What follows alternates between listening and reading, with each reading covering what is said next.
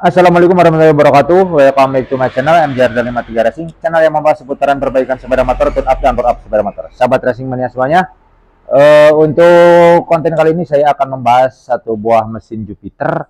Jadi penggarapan kali ini saya lagi menggarap satu buah mesin untuk spek gas track, teman-teman. Nah, di sini saya akan berbagi ukuran buat teman-teman semuanya.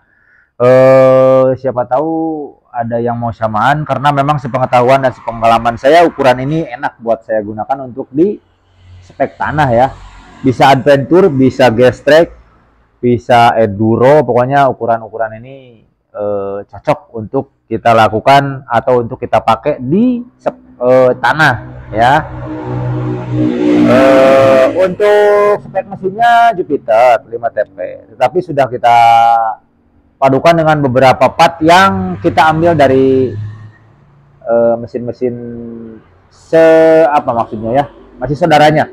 Oke teman-teman semuanya, untuk lebih jelasnya teman-teman bisa saksikan langsung. Makanya jadi untuk sekarang kita lakukan sedikit-sedikit kita review sambil kita lakukan pemasangan. Mudah-mudahan bisa teman-teman terima nih apa yang kita coba videokan dan kita coba ukur-ukur ukuran-ukuran yang akan kita terapkan di mesin ini. Oke, gaspol. Oke, yang pertama teman-teman yang kita akan kasih lihat buat teman-teman semuanya, ini bagian kruk as. Nah, untuk bagian kruk as di sini masih pakai kruk as standar ya. Ini kruk as kita masih mengandalkan kruk as standar ya. Jadi tidak ada perubahan sama sekali di bagian daun kruk asnya atau di bagian setangnya. Paling kita cuma maksimalkan dengan ngebalance aja biar stabil ya, biar putarannya tidak ada geol-geol sedikit pun ya. Ini kruk asnya, langsung kita tancapkan saja di sini biar teman-teman bisa lihat ya. Kita langsung pasangkan di sini ya. Nah, oke, ini untuk kruk asnya. Kemudian sekarang kita akan lanjut untuk gigi rasio. Nah, ini untuk gigi rasio. Nah, ini gigi rasio juga saya masih menggunakan gigi rasio standar. Ya, ini gigi rasio standar. Nah, kenapa kita pakai gigi standar? Ya, kita masih mempertahankan gigi standar. Yang pertama karena memang kekuatan di bagian partnya ya, ini original otomatis sudah kuat. Terus di sini untuk spek motor ini jadi dua dunia, bisa dibilang dua dunia tuh, bisa pakai gas track, bisa pakai adventure ya. Jadi kita menggunakan gigi rasio standar. Sebetulnya ini belum final ya untuk gigi rasio. Nanti kita bisa riset lagi kalau misalkan ada kekurangan ya. Dan tujuan kita nanti kalau misalkan giginya ini belum mampu, kita akan ganti nanti di beberapa bagian ya. Sekarang kita pakai gigi yang standar dulu. Oke, teman-teman. Kita kasih lihat buat teman-teman semuanya nih. Nah, ini kita kasih lihat ya. Ini murni pure masih standar ya. Tuh. Ini masih standar.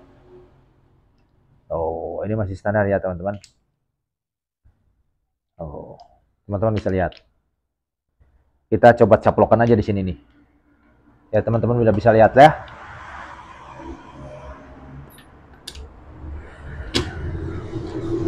Standar ya.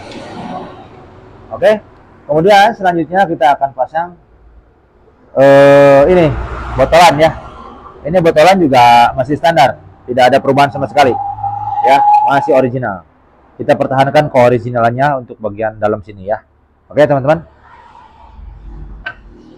Nah,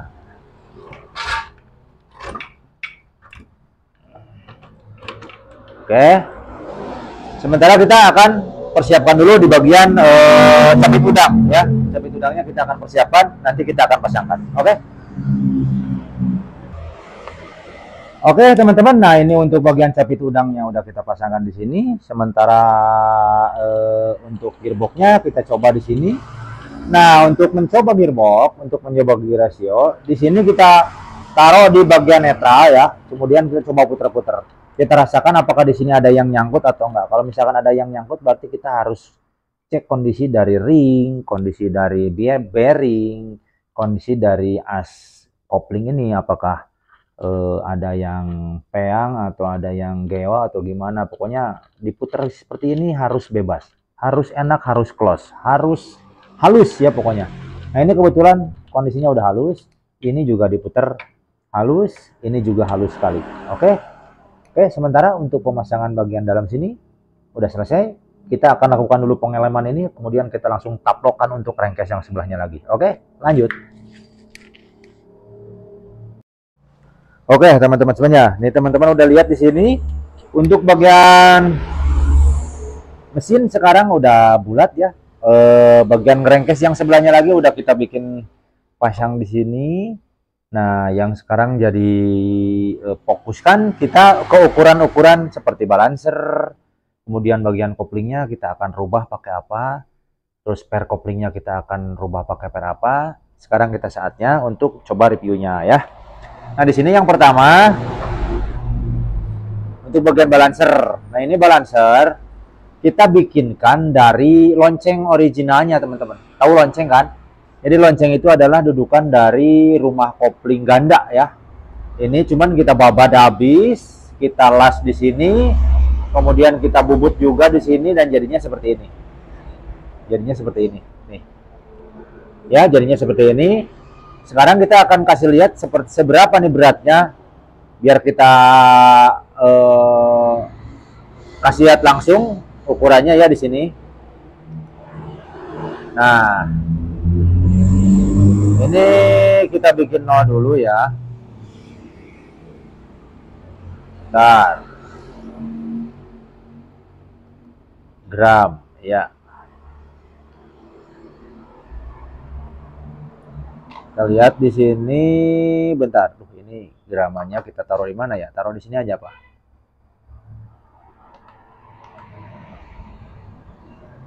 Oke. Kita lihat ini berapa gram sekarang ya. Nah, jadi ini ukuran dari balancernya ya, teman-teman bisa lihat. Jadi balancernya ada di 450 gram. Kalau dipegang ini nggak jadi ya. Sini aja. Oh, 430 gram ya. 430 gram itu belum masuk bosing ini. Kita coba simpan taruh bosing ini. Nah, jadinya 458. Ya, tujuan saya pas hitungannya itu 450 gram ya. Jadi ini lebih 0,8 sekian lah pokoknya. Ini kita bulatkan aja menjadi 450 gram ya. Karena mesin timbang ini beda-beda. Kita kemarin timbangnya bukan yang di kita, sekarang pakai yang di kita jadinya 458. Padahal saya hitung kemarin tuh 450. Ya, oke nggak apa-apa lah. Pokoknya ini 450 ya. Oke. Kita simpan dulu. Nah, ini balancernya tinggal kita pasangkan aja di sini. Ya, tinggal kita pasangkan di sini. Oke, udah terpasang. Enak banget ya masuknya. Tuh. Ini diputar juga mantap madep ya. Tuh. Kemudian kita lanjut ke bagian kopling, teman-teman. Nah, untuk bagian kopling sendiri di sini, untuk bagian kopling, bagian gigi koplingnya masih standar. Ini gigi kopling masih standar ya. Gigi kopling masih standar. Ya.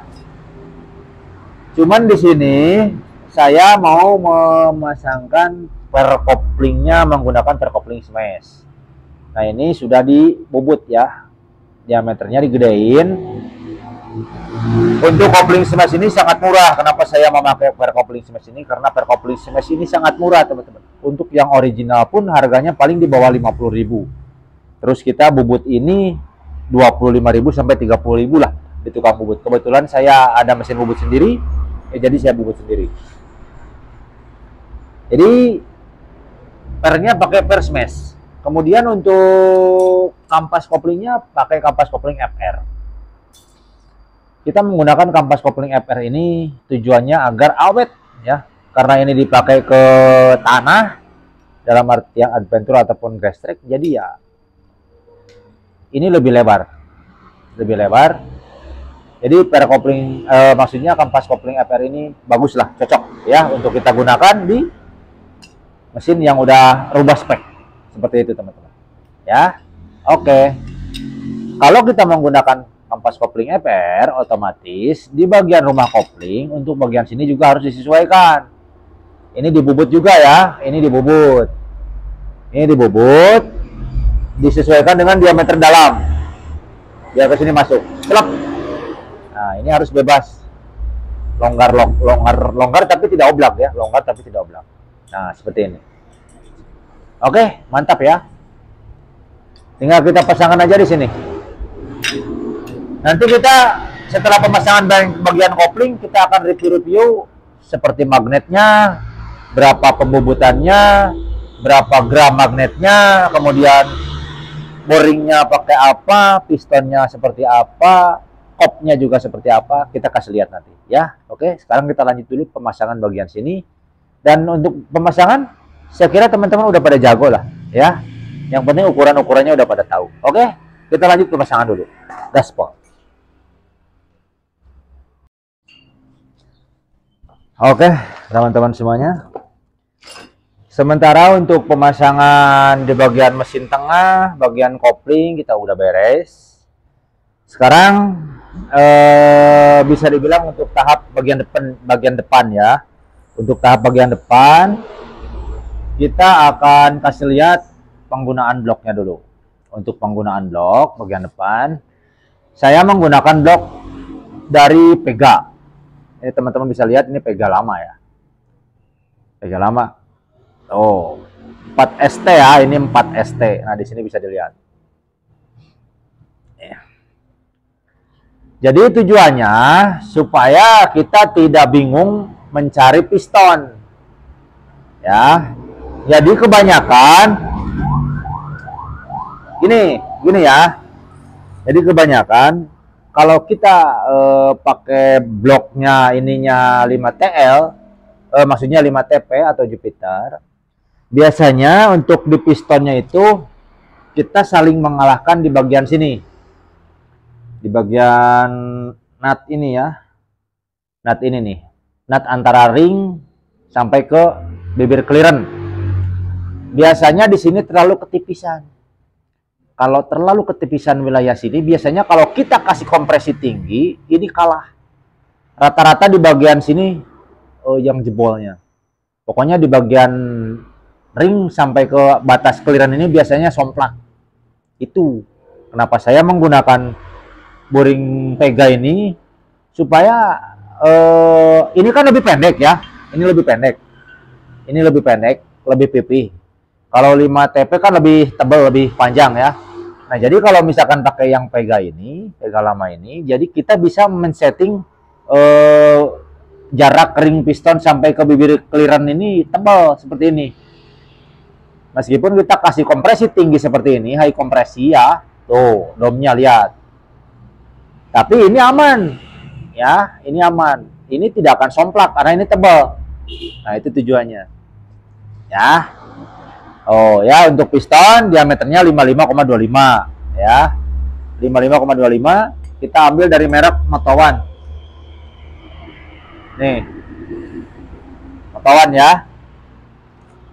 Pennya tetap pen 13. Ini untuk boringnya. Kemudian untuk headnya ya. Nah, ini headnya. Ini baru beres. Untuk apa ini? Setting clamp pakai Albron ya, setting clamp pakai Albron. Kemudian untuk diameter clampnya pakai 2723. Ini kita lihat. Nah, ini pakai 2723. 2723 ya. Pasti ada yang tanya lagi kenapa enggak 2824? Ya, mungkin ini settingan saya ya. Jadi saya tujuannya ini karena mau dipakai di tanah, jadi power bawah ke tengah itu yang kita utamakan ya. Jadi clampnya kita atur di 2723. Oke, seperti itu. Untuk porting seperti biasa, kita porting biasa aja ya. Kita atur untuk jalur masuk bahan bakar dan untuk keluarnya sisa pembakaran exhaustnya ini ya, seperti ini tuh. Untuk apa ini, sekuis. Di sini sekuisnya saya pakai 11 derajat. 11 derajat ya. Dengan diameter sekuisnya disesuaikan dengan diameter piston. 55,25 ya. Jadi ini untuk ruang bakar jatuhnya bentuknya semi hemi ya. Semi hemi. Jadi beta enggak, hemi enggak. Jadi semi ya. Tuh, kalau dilihat mirip-mirip beta padahal enggak ya. Semi juga enggak. Kalau semi kan bulat ke sini. Oh, maksudnya kalau hemi kan bulat. Kalau ini enggak. Seperti ini jatuhnya, ya. Oke. Kemudian untuk isiannya ya. Untuk isian kopnya. Untuk camnya atau noken asnya. Nah, ini saya bikin dari bahan noken as. Bahannya bahan standar, lalu saya pupuk ulang, las ulang, akhirnya dibentuk seperti ini. Ini durasi 270 ya, jadi bukaan 30, untuk nutupnya 60, yang X juga sama, bukaan 60, tutupnya 30. Ini plat ya, kita bikin plat. Nah, jadi untuk pelatuknya pakai pelatuk roller. Ini pakai merek inilah, ya, nggak apa-apa, kita kasih lihat. Ini pelatuknya, tipenya yang tipe kode 7 atau bisa dibilang yang PNP. Kebanyakan tuh anak teman-teman kita kalau bilang kode 7 gitu kan. Jadi, nah ini bentuknya nih, seperti ini. Ini PNP ya. PNP, kemudian rollernya gede, tidak seperti yang BRT. Kalau yang BRT, nah jadi rollernya tadi sempat kepotong ya videonya, sorry. Jadi ini roller dari pelatuknya gede, tidak seperti bentuk yang BRT. Kalau yang BRT kan roller ininya kecil. Aduh, sorry nih, ada suara bis lewat, telolet, agak berisik ya. Oke teman-teman. Bentuk dari profil camnya, kalau misalkan ini yang PNP, jadi bentuknya seperti ini. Jadi tinggi ya, tuh tinggi bentuknya. Tidak seperti bentuk profil yang pakai blade atau pakai pelatuk BRT. Kalau pakai pelatuk blade dan BRT biasanya profil dari noken asnya ini sedikit rebahan. Jadi tidak seperti ini, jadi agak rebahan ini. Ya, oke. Ini untuk noken asnya dan pelatuknya. Kemudian bagian magnet, perklep dulu. Nah ini untuk perklep. Perklepnya pakai perklep tipe Swedia. Ya, ini kita ambil dari merek Motowan juga, dengan tinggi 32 ya, dengan tingginya 32. Seperti biasa aja ya. Kemudian bagian magnet. Nah ini bagian magnet. Untuk bagian magnet kita masih menggunakan magnet standar ya. Di sini magnetnya masih aman, belum kita congkel. Tapi di sini perlu teman-teman bisa lihat di sini. Jadi untuk bagian magnet sudah kita bubut sebanyak 1,5 mili pembubutannya. Jadi 1,5 mili itu diameter kita ambil 1,5 mili pembubutan ya. Oke. Tuh, bagian belakang magnet juga sudah kita peringan di sini, kita bubut juga. Oke ya. Ini bagian magnet. Oke teman-teman, mungkin itu semuanya udah kita kasih lihat, kecuali karburator ya. Untuk karburator insya Allah next video nanti karburator kita akan kasih lihat untuk video berikutnya mungkin ya, karena untuk sekarang mungkin terlalu kepanjangan juga. Jadi ini tahap-tahap reviewnya kita cukupkan sekian saja dulu. Kita akan masuk ke tahap penggarapan seperti sekir dulu, kemudian kita pasang-pasang di bagian headnya, dan nanti next video kita akan lanjutkan pemasangan piston, pemasangan boring, pemasangan headnya, kemudian insya Allah nanti kita langsung coba hidupin ya. Dan untuk sekarang mungkin kita cukupkan sekian dulu, mudah-mudahan dapat bermanfaat buat teman-teman semuanya. Mohon maaf apabila ada kekurangan. Apabila teman-teman ada yang menyukai video saya, silakan teman-teman bagikan, share ke teman-teman semuanya agar video saya bisa sampai ke teman-teman semuanya. Oke, Terima kasih, sampai sini dulu. Kita ketemu lagi di lain kesempatan. Assalamualaikum warahmatullahi wabarakatuh. Gaspol.